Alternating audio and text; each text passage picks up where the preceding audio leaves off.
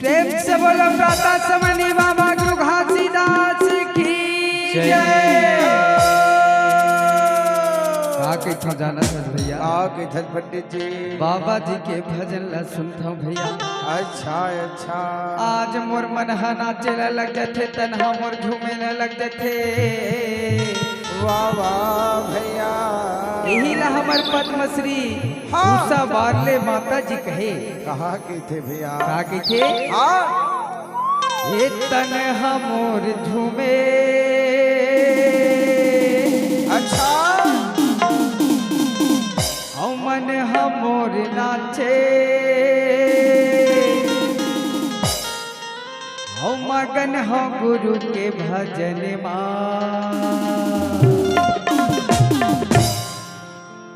आगे समाजा मोरे नैनन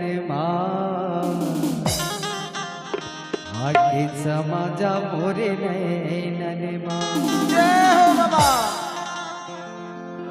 तने हमोर झूमे, तने हमोर नाचे, तने हमोर झूमे, तने हमोर नाचे, मगन हो गुरु के भजन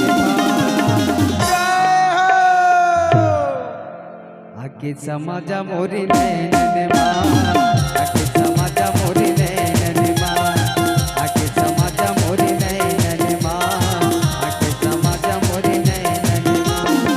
तने हमोर झूमे, तने हमोर नाचे, तने हमोर झूमे, तने हमोर नाचे, मगन हो गुरु के भजन जय हो गुरु बाबा का।